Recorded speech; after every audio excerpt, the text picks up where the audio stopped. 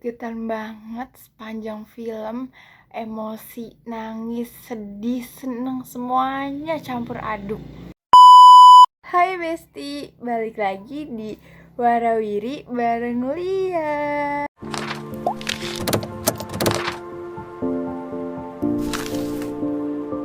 Jadi, tanggal 24 Mei kemarin aku mengikuti talk show yang melibatkan para aktor film Cinta Suhita.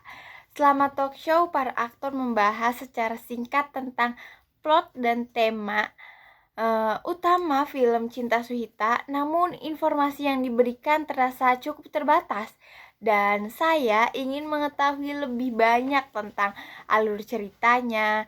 Beberapa adegan yang mereka sebutkan menarik minat saya dan saya ingin melihat bagaimana semuanya berhubungan dalam konteks keseluruhan adegan di film tersebut. Selain itu, di talk show para aktor juga berbicara tentang tantangan dan persiapan yang mereka hadapi saat syuting.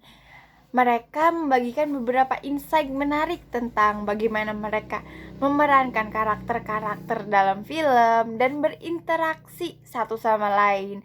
Namun, hanya dengan melihat mereka berbicara saja, saya tidak dapat sepenuhnya merasakan kedalaman emosi dan dinamika hubungan antara karakter-karakter tersebut. Saya ingin menonton filmnya sendiri untuk merasakan kualitas akting mereka dan melihat bagaimana mereka menghidupkan cerita ini di layar lebar. Selain itu, pada saat talk show tersebut, sutradara juga berbicara tentang beberapa adegan yang dianggap sebagai puncak emosional film. Mereka mengungkapkan betapa pentingnya adegan-adegan ini dalam mempengaruhi alur cerita dan memberikan dampak emosional pada penonton. Saya sangat penasaran untuk melihat bagaimana adegan-adegan ini dipresentasikan dalam konteks film yang sebenarnya dan apakah mereka benar-benar mampu menggugah emosi saya seperti yang dijanjikan oleh sutradara. Selain itu, saya juga tertarik untuk menilai visual dan penggunaan musik dalam film Cinta Suhita ini. Setelah mengikuti talk show yang melibatkan para aktor film Hati Suhita ini, akhirnya saya menonton film Hati Suhita di bioskop.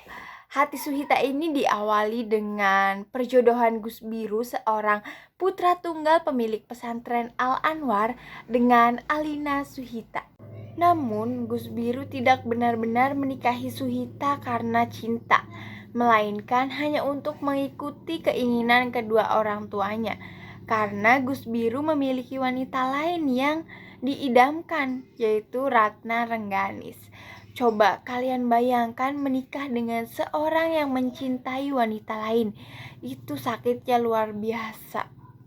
Walaupun film ini berdurasi 2 jam lebih, tapi karena padatnya cerita dan cara bertutur film ini yang tidak bertele-tele, bikin film ini mudah menarik untuk diikuti dari awal sampai akhir. Ada beberapa hal yang menarik dalam film Cinta Suhita ini. Kebanyakan yang orang berasumsi bahwasannya lingkungan di pondok pesantren itu jorok, tidak ada pendidikan modern, dan menerapkan budaya patriarki. Tetapi di film itu digambarkan pesantrennya yang bersih, fasilitasnya yang memadai, ada unsur kesetaraan gender juga, seperti laki-laki dan perempuan memang disekat, tetapi saat bahsul masail, santri putra dan santri putri bisa adu argumen dalam satu majelis. Ini penting disampaikan pada halayak bahwa pesantren itu tidak menciptakan sistem patriarki. Semua santri mendapatkan hak yang sama dalam pendidikan.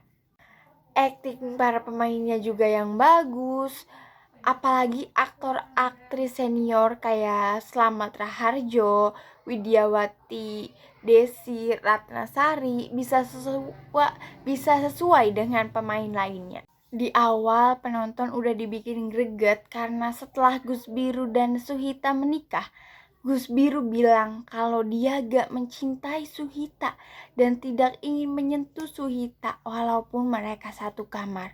Karena Gus Biru masih memiliki perasaan dengan mantan kekasihnya. Walaupun demikian, Suhita tidak diam saja, tetapi dia juga berusaha untuk mendapatkan hati Gus Biru. Karakter Suhita ini tidak hanya banyak drama atau melabrak orang ketiganya. Justru dia ini diam dan gak banyak nuntut, tapi dia buktiin sama care-nya dia. Jadinya membuat Gus Biru mikir, apa mungkin dia istri yang tepat. Kesedihan yang dirasakan Suhita berhasil membuat penonton merasakan kesedihannya. Sampai hampir satu bioskop nangis gara-gara peran yang dimainkan oleh Suhita ini. Dengan segala perjuangan, akhirnya Suhita bisa mendapatkan hati Gus Biru dan berakhir dengan happy ending. Di bagian akhir juga ada scene menarik di mana sutradara menggunakan kalimat konotasi yang berbunyi matamu sudah berbicara. Itu hanyalah konotasi, di mana bukan berarti mata yang berbicara, tetapi denotasinya Gus Biru paham akan kode yang telah diberikan oleh Suhita. Film ini dapat dianalisis menggunakan teori semiotika Roland Barthes. Maka dari itu saya kasih 9/10 untuk film Hati Suhita. Kalian tahu apa yang bisa bikin saya berani memberikan penilaian 9/10 tersebut? Karena saya mengetahui proses dalam pembuatan film yang saya pelajari di Prodi Ilmu Komunikasi FISIP Unma. Anak Ilkom kalau nonton film itu beda sama anak jurusan lain. Mungkin ini relate juga sama teman-teman yang jurusan Ilkom multimedia atau jurnalistik ya. Saya sebelum menjadi anak Ilkom nonton film bioskop atau film apapun ya cuma nonton ngikutin ceritanya.